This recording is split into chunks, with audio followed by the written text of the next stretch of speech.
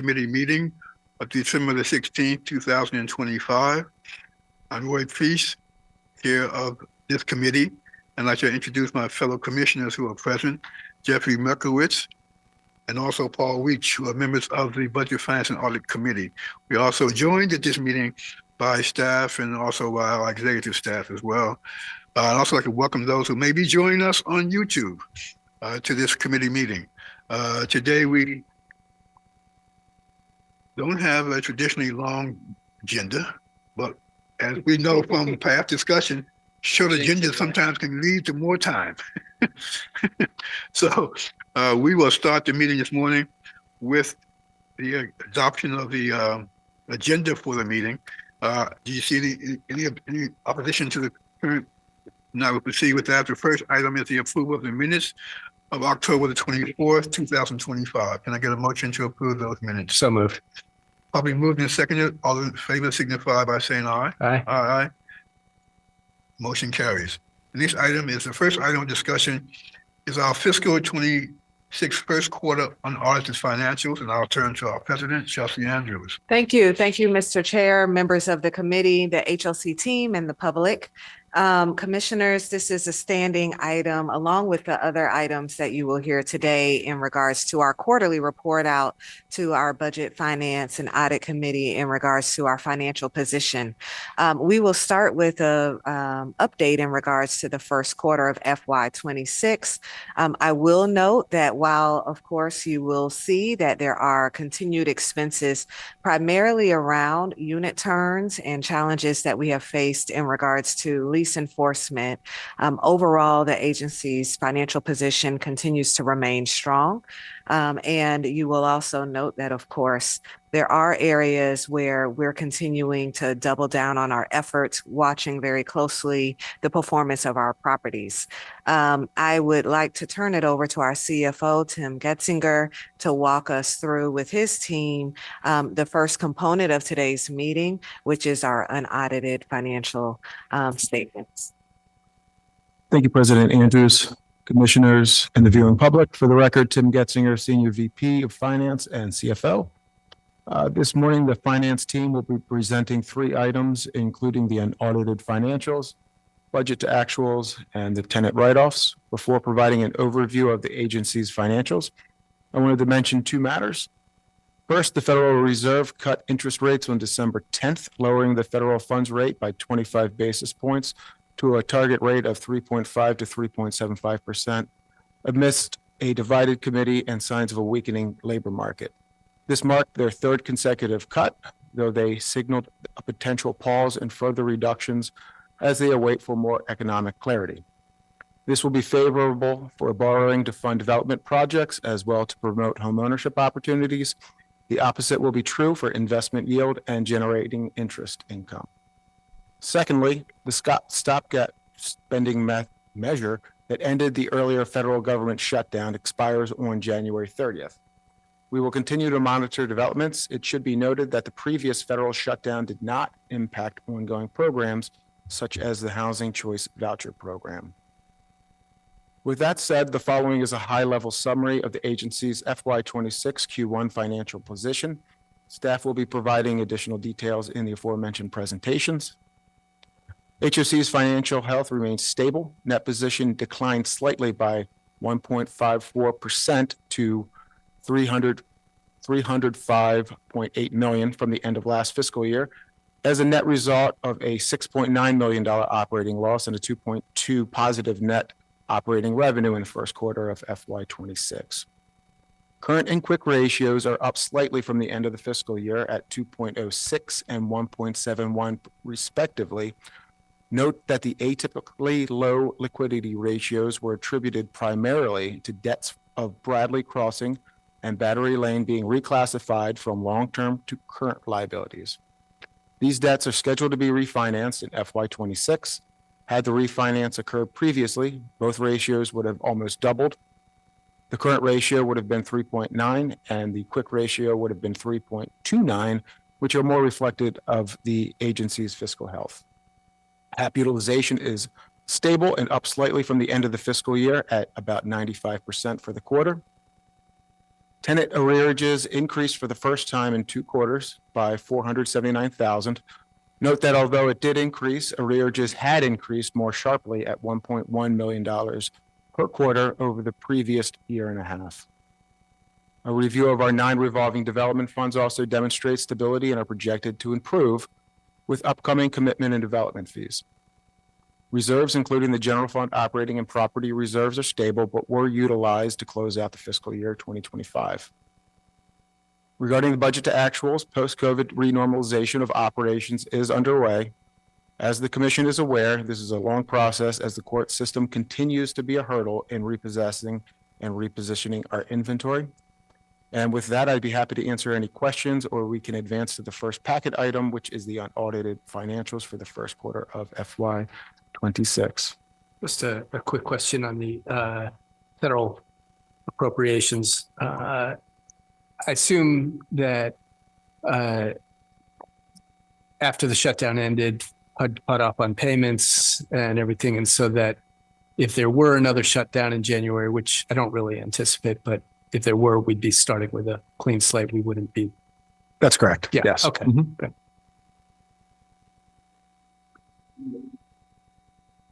Let's go ahead and proceed. Okay. Presenting the first agenda item, the agency's FY 26 Q1 unaudited financials is Nikita Patel, our Assistant Controller. Nikita. Thank you, Tim. Good morning, Commissioner, HOC staff, and viewing public.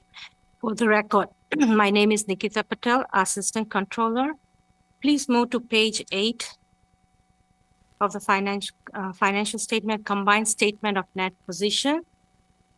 As of the quarter ended September 30, 2025, the Commission total asset, including the deferred outflow, amounted to $2.2 billion, a decrease of about $34 million or 1.52% since fiscal year ended June 30, 2025. On the other side of the balance sheet, the total liabilities, which closed at $1.9 billion, also decreased by 1.52% or $29 million from $1.9 billion, with the deferred inflow of resources remain unchanged at $41 million. The net position registered a decrease of $4.8 million from $311 million due to a combination of a $6.9 million operating losses and $2.2 million non-operating income in the first quarter of fiscal year 26. The liquidity ratio posted a slight improvement from the last year and remained in a stable financial health. The current ratio was 2.06 in September 2025 and 1.85 in June 2025, whereas the quick ratio was 1.71 in September 2025 and 1.57 in June 2025. The ratio would have been much better had the long-term debt of Bradley Crossing and Battery Lane, which matured and reclassified into current debt in 2026, were refinanced in fiscal year. The current ratio and quick ratio would have been 3.95 and 3.29 in September 2025 and 3.23 and 2.75 in June 2025, respectively.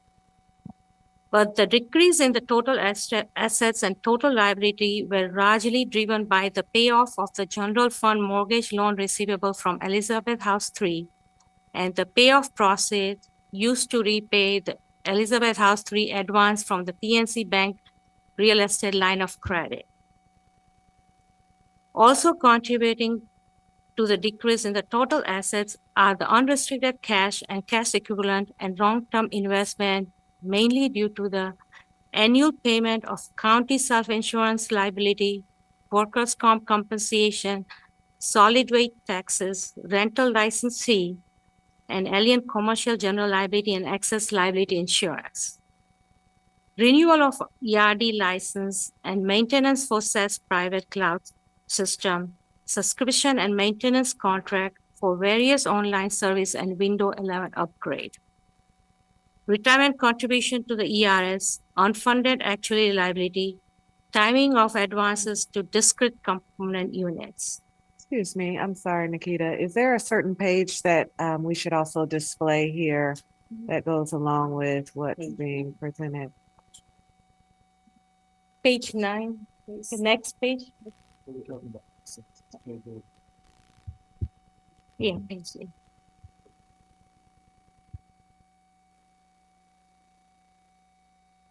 Yeah. Yeah. Bond and investing activities under the multifamily 1996 indenture. These are partially offset by an increase in various receivable, largely due to the timing difference.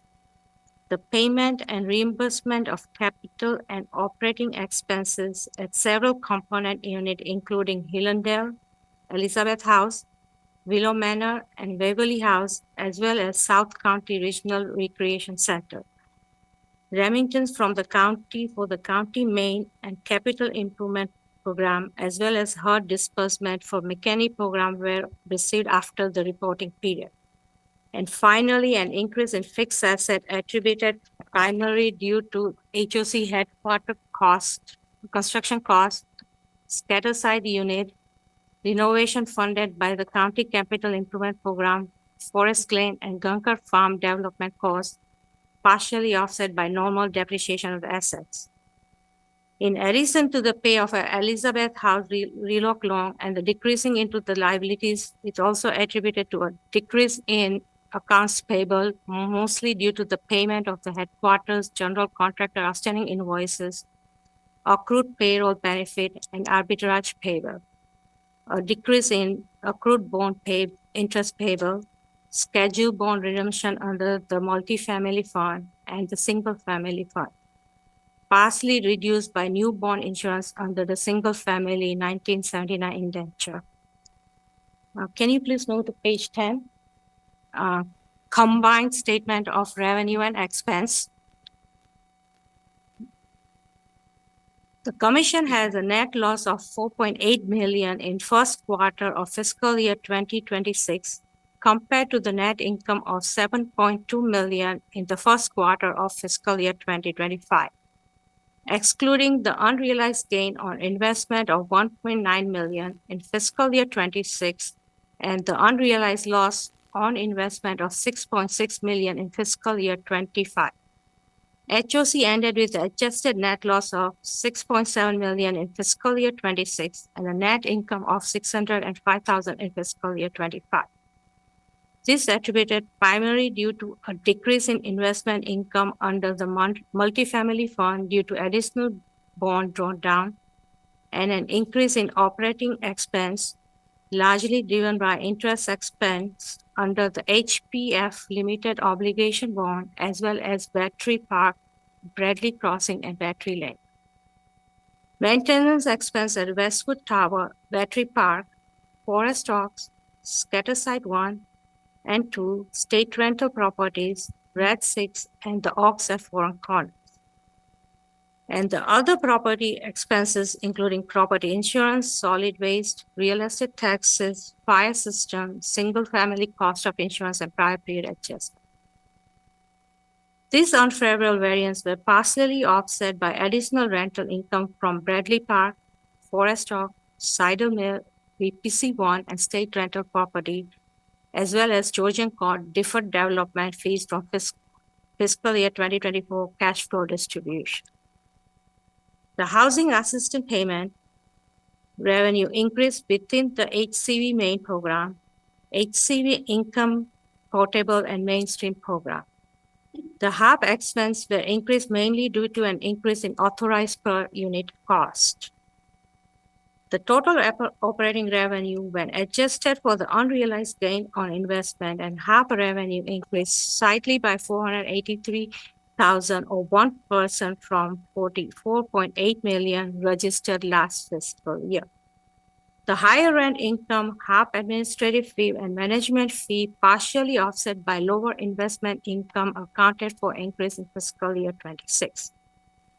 The total operating expenses posted a huge uptick when adjusted for the HAP expense, with the increases of about 5.8 million from 48 million in fiscal year 25 to 53.8 million in fiscal year 26. All the expense categories accounted for the increasing except for administrative expenses, which registered a slight decrease of 198,000. The non-operating revenue also decreased from 5 million in fiscal year 25 to 2 million in fiscal year 26, mainly to a decrease in interest income on mortgage and construction loan receivable and state grant for Metropolitan in fiscal year 25. A more detailed informations are provided in the notes to the financial statement on pages 14 to 18. This concludes the financial statement presentation. If you have any question, we'll be happy to answer them. Thank you. You know, I know how difficult it is to try to summarize this kind of financial report when there's so much to it. For me, personally, what you are reading, if I had a copy of it before me, I could follow it easier. It really would help me because there's a lot of volume of information you've gone through that I would follow. For me personally, if I had it in front of me. Now, you may not be able to include it in the report that comes to the commission, but at the board meeting, committee meeting, I would like to have that. I apologize. I sent it to you during I just sent it during the presentation. I did not send it back. Okay, well, in the future, could you let us have it beforehand? It's easier for me to follow what she's doing. I don't know about the rest of the committee, but you know, because it's a lot of information to try to absorb. And I pick up a few snatches of information from what I read, and that doesn't help me very much to give you great guidance as a committee person. It is also the two things I want to just note, because we're constantly thinking about how we could potentially improve the presentation, obviously for commissioners, but as well as for members of the public. I do want to note that these details are included in the notes for the financial statements. It's pretty lengthy, but it is included in the packet, and it gives almost verbatim the information that's being repeated out verbally from the finance team, but it does go line for line and give the explanation for what's happening with our financials. The other thing that we will look to is how we can make sure moving forward that what is being shown on the screen is also reflecting what we're expressing. And so we'll fine tune that in future presentations. Yeah, because in the past, I know for me, what has worked well is when you have the ability to have a clicker where you can move between items of information you're trying to talk about. You can follow it. Otherwise, I'm looking at a lot of numbers. Okay, and while there are some big standout things like how much money, what is our current position financially? Okay, from last year to this year, you do that comparison. But so far this year, we are what, $4 million, correct? Shortfall. That's correct. That was the operating. So far, yes. The first quarter is what? Yes, it was a $4 million operating shortfall. That's correct. Compared to what it was last year, last quarter, which was at the same time was 7.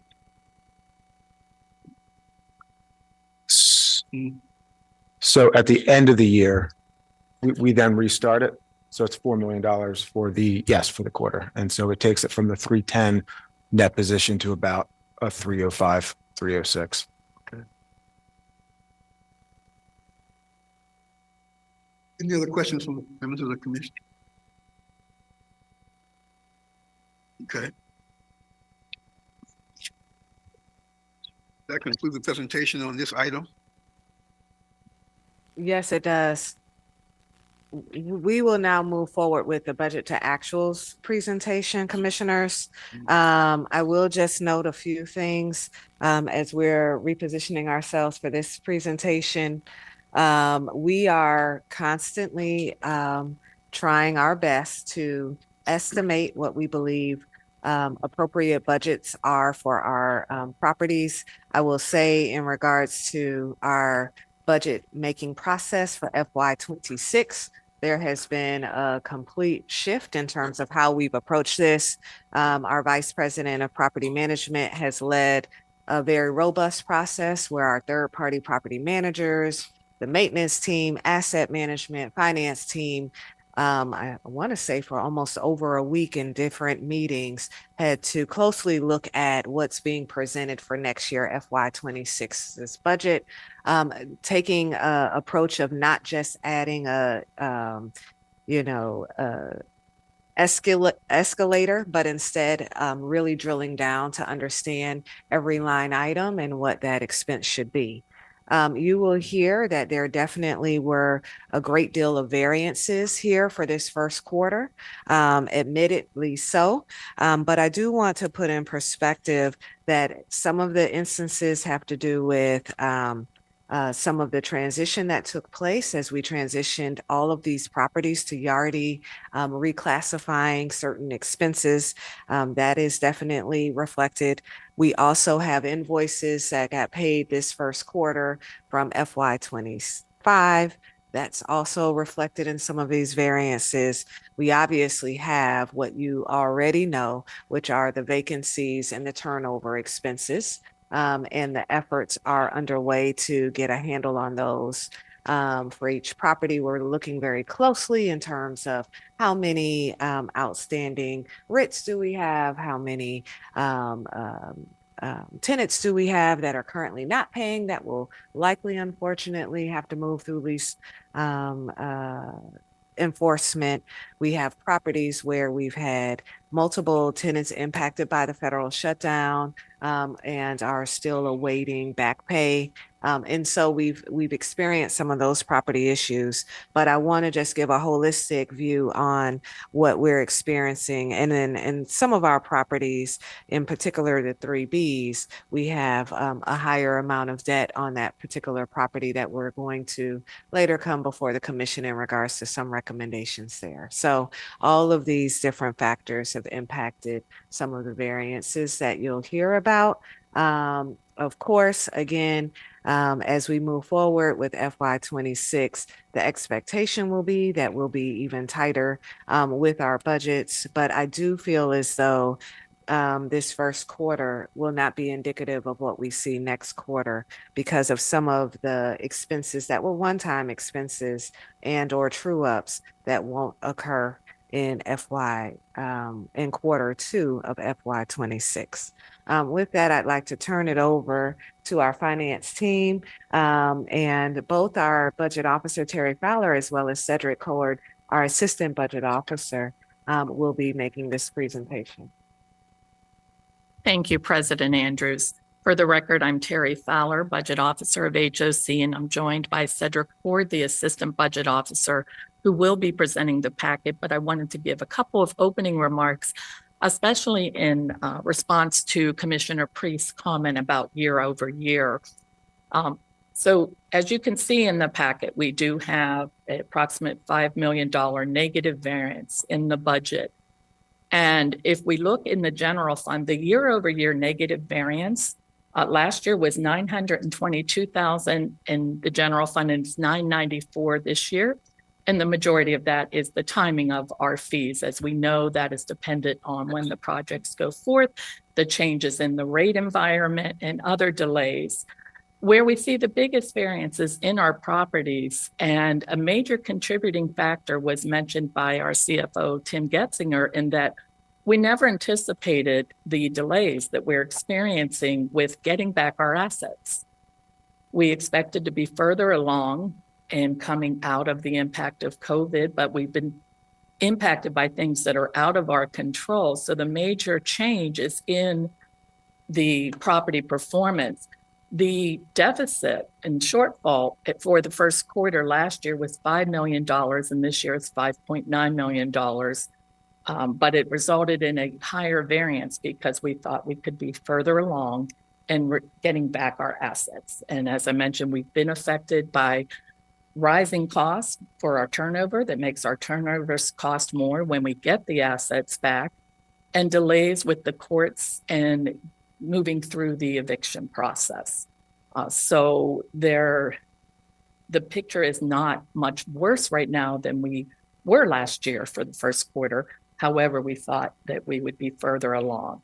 So it really is in things that somewhat are out of our control that has affected that property performance due to impacts of getting our assets back and stabilizing the portfolio. And unless there are any questions, I'll turn it over to Cedric Cord, who will present the packet to you this morning. I guess, well, you both anticipated sort of some of the questions I was going to ask. I guess I understand, but I also know that, you know, when we were talking about the budget, we did talk about it very conservative in terms of anticipating, because it has been frustrating, I think, you know, just seeing that our projections are consistently more optimistic, I think, than we've been experiencing.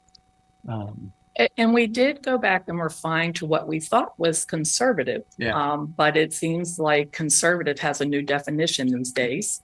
And when we presented the calendar year budgets, we took that into consideration because we were fine tuning those budgets when we were presenting the fourth quarter of fiscal 25, realizing that no one would have imagined that we would still be dealing with this same issue 5 years later. Unfortunately, we are. And so we are developing the 27 budgets right now. And I assure you that asset management, property management, and finance are working very closely to, as President Andrews mentioned, getting exactly how many units are we talking about that we have to get through, and what is, you know, we say a realistic time frame, but reality is not in control. And so we are taking a much more conservative approach. We hope we can achieve greater than that when the reality comes, but we have to be prepared for it. And I mean, I'm glad we're doing that for 27. I was a little unclear, you know, I was going to say, I mean, do we need to do an adjustment or anything for 26? It's interesting you ask. I was just sitting here thinking that when COVID happened the year after, we did a major budget amendment. Typically, you don't want to amend the budget every time reality changes, because it just like makes you look brilliant at the year end and says you knew exactly what's going to happen. Well, but I do think this is a year where we really may need to consider a reforecast, taking into consideration what we've experienced now for almost half of the year, and what we think will happen so that we're not waiting till next September to tell you what we already know anymore. So meeting with asset management and property management tomorrow, we're going to look at the variances that exist and determine just what that might be. And by the time we do that, it will be, you know, reported in February. And I do think this is a year similar to when we were a year after COVID, trying to understand the new world, to really take a look at that and do a reforecast of what is real. Okay. Yeah, I get. I appreciate everybody's comments on what we're looking at. I read it all with a loan, and appreciate the explanations and all that. What I'm wrestling with right now is the how much. I appreciate that there's a lot of exogenous variables, you know, things happening in the market and in the legal system that are just that we have very little control over. But there's an awful lot of this that also we have control over, in managing the properties, managing the turns, lease ups. They're all part of just normal property management functions. For example, I'm just wondering, given the bad news of the first quarter of our looking at a budget that isn't where we wanted it, kind of what are the next steps for kind of the things that we can control to get us on better track? I would just say that our property management and asset management team are 100% on top of the oversight of our third-party property managers. And I do think it's important for us to be able to put in perspective what we do have control over and what we don't. Mm-hmm. And so in terms of, are we properly and expeditiously moving forward with lease enforcement? The answer is yes. What are we doing in regards to expenses? Right now, our maintenance vice president and property management vice president are working together in regards to a larger procurement strategy that could help us reduce the costs that we pay for many of our goods and even our services for paint turnovers, etc. We are, and I am looking forward, and we're having internal meetings to ensuring that all of these expenses that rolled into 26 get addressed so that they're no longer lingering in our report out in terms of variances, as well as where there had to be reclassifications, making sure that that is completed so that when we enter into our next quarter, that is not contributing to how we're looking at the roll-up. Overall, our revenue did increase. Our rental revenue did increase. So we're not experiencing a loss in rental revenue. We're not experiencing as much rental revenue as we anticipated and hoped for and budgeted for, and we're experiencing higher expenses than we wanted to experience. And so there are also scenarios, property by property, where there were one-time expenditures. Those expenditures won't continue on. And because we have 57 properties, very difficult to get to the level of granularity to give that perspective, but there definitely are one-off expenses that once those expenses are addressed, won't continue on. But to answer your question, the level of oversight, the level of constant report out, each of our third-party property managers are reporting out almost on a weekly basis, I believe, at least. I know I receive a report out on occupancy, economic occupancy, forecasting 30, 60, 90 days out. There's oversight in regards to any and all expenditures. Our third-party property managers have been alerted and definitely understand that making any payments and or obligations without our permission is not acceptable. We're forecasting out upcoming Inspire inspections and where there might be additional expenditures that we'll have to address. But there's a close eye on our property performance. We're also engaging our resident services division so that they can begin to also reach out to these residents who are having challenges with paying their rent, making sure that they get the proper referrals to resources. I will say with the county to take advantage of their $3,000 resource for individuals experiencing upcoming evictions. You have to have filed for eviction, but we are definitely reaching out to residents with large balances and trying our best. I will also just add that while we are in the midst of the winter season, it also slows down on a couple of fronts. One, the courts do not allow for actual evictions to occur when the temperatures are below a certain range, and typically during many December, January, February, there's a slowdown there. The other point I will also make is a lot of people don't move during this period. And so while we might be taking all the steps we can in regards to marketing and trying to make sure that we get quick lease up, it is a slow period. People don't move over the holidays. And so there's that expectation. And then there's a closer look that's occurring. We've discussed with the commission, for example, the Lindley, I can say for the 3Bs, there's been sub-market analysis to see, are we the only ones experiencing occupancy issues? We are on par with what is happening across the region, for sure. And so these are the steps that we're taking. We are holding our third-party property managers accountable for their oversight. And if and or when appropriate, we'll be coming back to the commission if we need to go back out for another RFP for third-party property managers who have demonstrated that they're not able to manage the properties in the way that we deem appropriate. Thank you. Good. I mean, certainly one thing that I'm certainly confident about is that just as you have iterated all the things that you all are doing to get on top of what is being manifested in terms of the numbers that we see, that there are a lot of actions being taken on the staff. And I don't want to get you into a situation where you have to report every single thing that you all are doing to adjust to these changes that are occurring.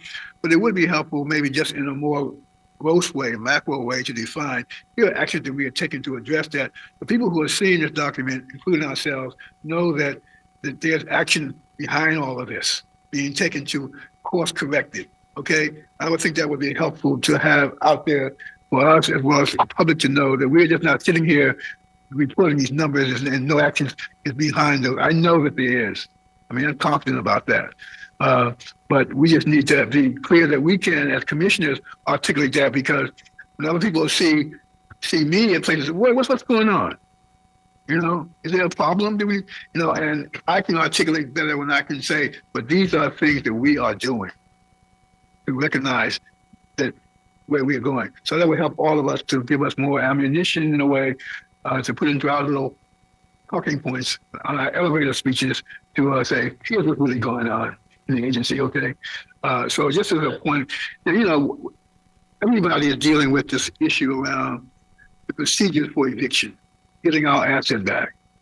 You know, and that situation is one that not only impacts us, but every multifamily owner who's dealing with eviction is going through the same process. It's not unique to us. And maybe somehow we need to begin to, if you are now already addressing things that we collectively can do to begin to put this before to the courts and others, that they need to modify their system. If not, they're going to totally defeat any lack capacity to maintain sustainable affordable housing in this county. Okay? And maybe we need to be the ones saying it louder because we are the largest property owner in the county. But we just can't sit here and let a system like what we've got to go through to get a tenant evicted take so long. I mean, they don't have a day-to-day impact, or they don't have a CEO or president sitting down here and commissioners complaining about something. So we need to figure out what we can do collectively. We're willing to work with you all any way we can to help you all get that message out to the political or judicial system about how we can reform and make things easier to get our asset back, as you defined it. Because it's really important. I mean, it's killing the whole industry. It really is. Yeah, I just wanted to thank you for being more articulate, and that was the spirit in which I was asking my question.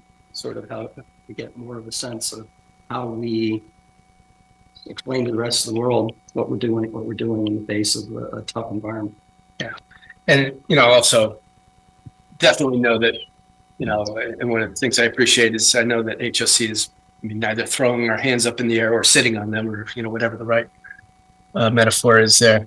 But sort of, and that we are taking actions. And one of the things I liked that Chelsea said was, you know, more in terms of holding the property managers accountable. I think I know we have built in incentives into the contracts with the property managers, but at some point, I think, you know, if they are not filling those vacancies in the way we need them to, you know, we don't have to renew a contract, and we can put it out, and, you know, so appreciate that. The other last thing I would mention is in this partnership we have with our residents, it's a partnership. We provide something and they provide something. We provide a service and they do what? They pay their portion of it to receive that service. Am I correct? And so we need to get the residents to understand that it is a partnership. If you don't do what you're supposed to do, then you impede our ability to be able to provide the quality of service that we want to and think you deserve. And I think in the community out there of residents and people, that they somehow have gotten lulled into a sense that the government or that we are not going to come after them if they don't pay their rents. Okay? And because we have been, you know, our policy is we didn't want to evict anyone correctly. But at some point in time, people got to realize if you're going to receive a service, you have to pay your portion of it on time. And we got to make that really clear to people who live in our properties. Now, I'm glad to hear that our rent collection levels are up, but we still are not where we are now, where we should be, not where we want to be. And so we need to continue to reinforce to our residents that they have an obligation as well. You want to live well, you got to pay well. And I'll say amen, and I'll end it there. The collection. And Commissioner Priest, I just wanted to say thank you. That's exactly right. What I want to highlight from a macro perspective is that the general fund had a slight negative variance, and that just has to do with the timing of commitment and development fees. Had they been received on time, that would have had a positive variance. Okay. The single family bond fund had a positive variance. The multifamily bond fund had a positive variance. The public fund had a positive variance because the tenants aren't paying, and because we can't get them out in time, the properties have a negative variance, and that's what's driving the performance. Yeah. So I just wanted to say thank you. Okay, with that, proceed.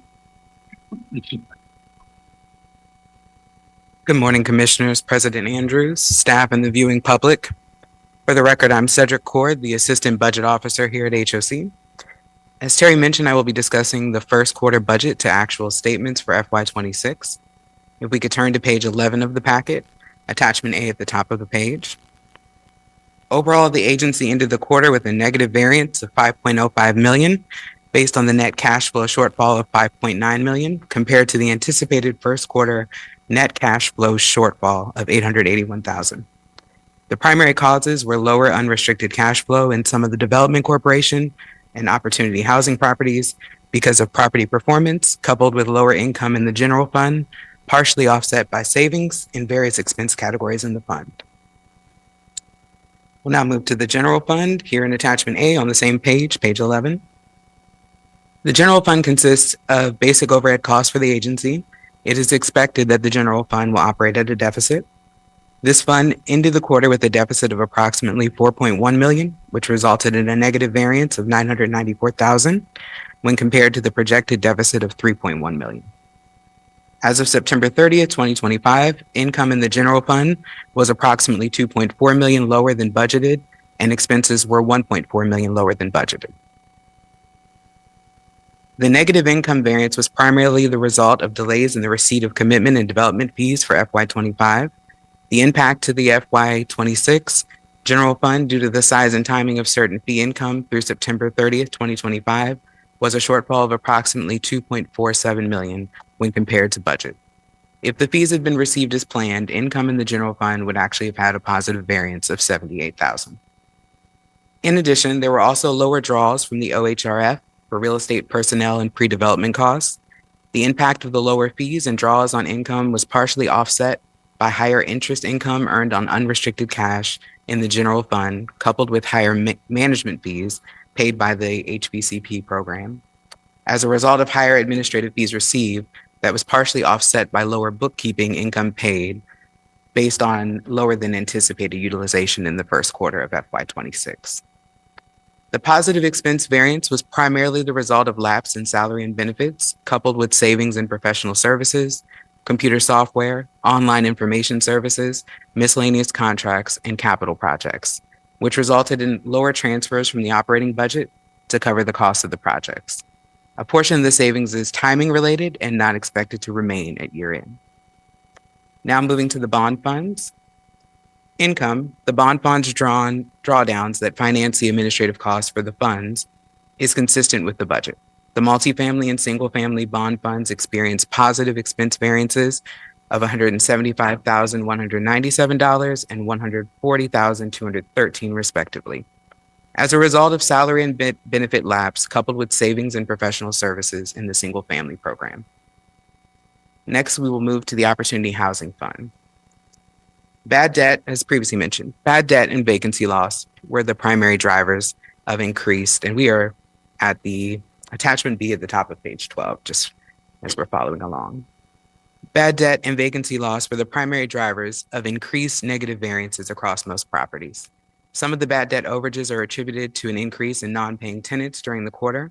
Additionally, the properties experienced higher maintenance costs due to higher than anticipated unit turnover, which corresponds with the higher vacancy loss. Still in attachment B at the top of page 12, first we have the development corporation properties. This chart is broken into two pieces, unrestricted and restricted properties. For the properties with unrestricted net cash flow, this group ended the quarter with a negative cash flow of $449,000, or 1.47 million less than projected. As mentioned in our review, we determined that the variance is often largely attributable to items such as lower tenant income due to lower gross rents and higher vacancy coupled with higher bad debt, maintenance, and utility costs. The higher bad debt is largely due to continual non-payment in some of the units, and this may continue as it will take some time to remove non-paying residents from the units. In group 2 of the chart, properties with restricted net cash flow, if we scroll to the bottom of page 12, the shortfall from this group of development corporation properties was $478,000 less than budgeted through September 30th, 2025. Next, we have the opportunity housing properties in attachment C at the top of page 13. Group 1 are properties with unrestricted net cash flow. These properties experience a negative cash flow of approximately $175,000, which is 1.9 million lower than projected. Group 2 of this chart, properties with restricted cash flow at the bottom of page 13. Cash flow for this group was $591,000 lower than budgeted. If there are any questions you may have, I'll be happy to address them at this time before moving forward.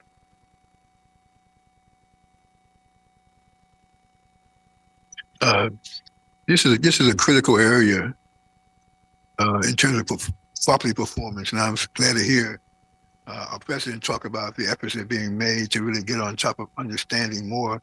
What are the requirements of these properties that we don't anticipate necessarily, but if we know more about their condition, we know how to factor that into our budget preparation.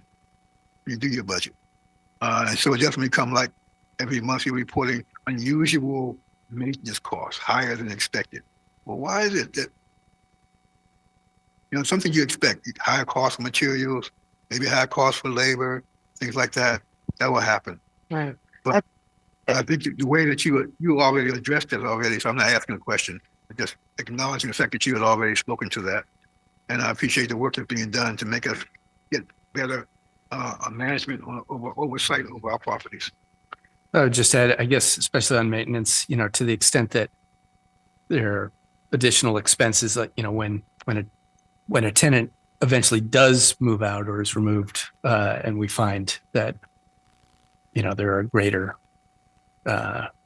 expenses, to get that unit back up to enough quality to rent out again.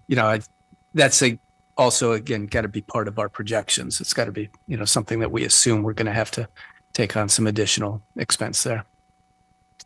And one of the things that is continuing to happen, it's been happening over the last several weeks, is as the FY27 budgets are being developed, property management, maintenance, asset management, and the budget team have met with our internal property management and each of the management companies where they presented what is actually happening right now at the properties and their first go of the budgets to ensure that we see what's happening, we understand the challenges, and we're realistic to the best of our ability in what is coming forth to be presented to the commission for ultimate adoption in June.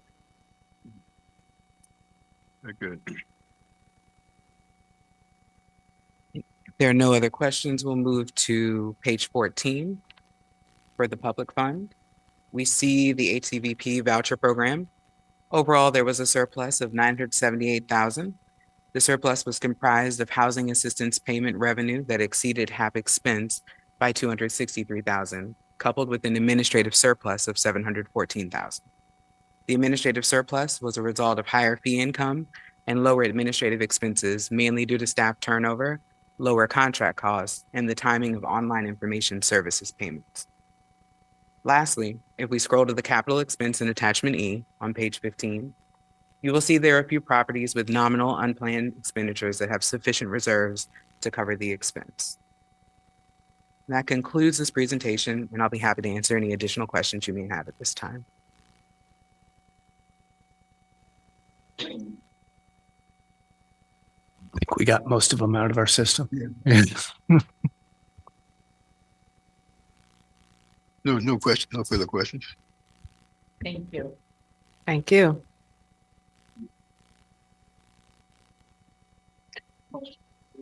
Oh, we do need a motion to advance this item to the, I would make a motion to support the staff's recommendation to advance this item to the full commission for approval. Probably move the second, all in favor, signify by saying Aye. Opposed, nay. Ordered. thank you. Thanks.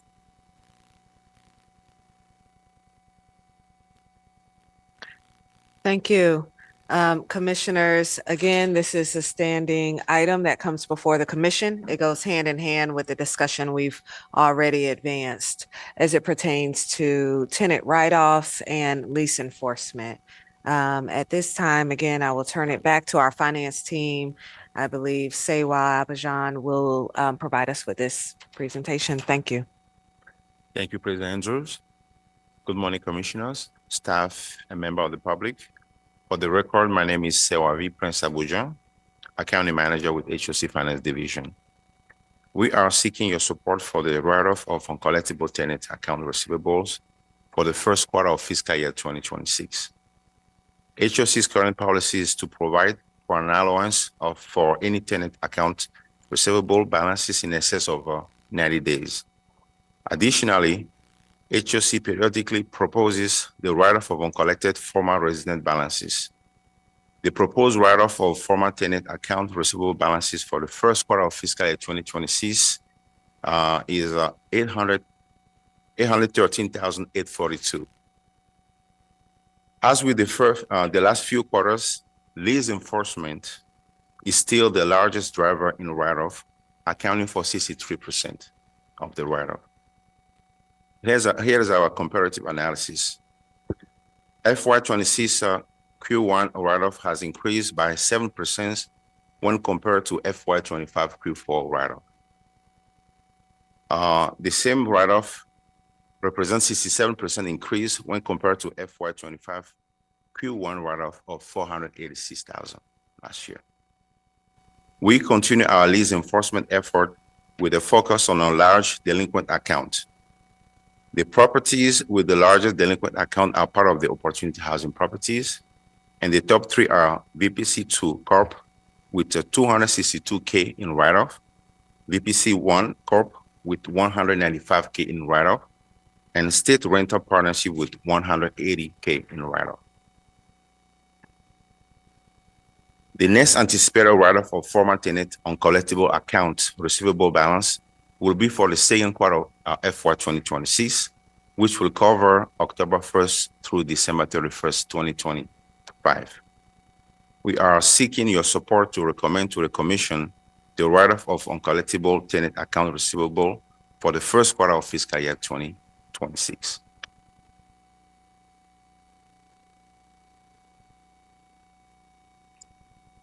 Are there questions from the commissioners about this? No questions. I'll just note I used to Eugenia delivering us the bad news here. So congratulations on not having to do that anymore. But I'm sorry that it had to fall to you. Okay. I know what we are being asked for now is for a write-off of $813,842. I've often wondered, what would be the action if we say no? We don't do this. You know, no, we only want to write off 600, or we only want to write off 500. We're nothing. You know, I don't want to write up anything. You know, we're only going to go out and collect our money. Okay, we're not going to write it off. Just anyway. Any other questions? Yes, sir. Can I get a motion to recommend this item forward to the commission for action? So moved. Are we moved and seconded? All in favor signify by saying aye. Aye. Opposed, nay. So ordered. Thank you. Thank Come you. back with a better report next quarter.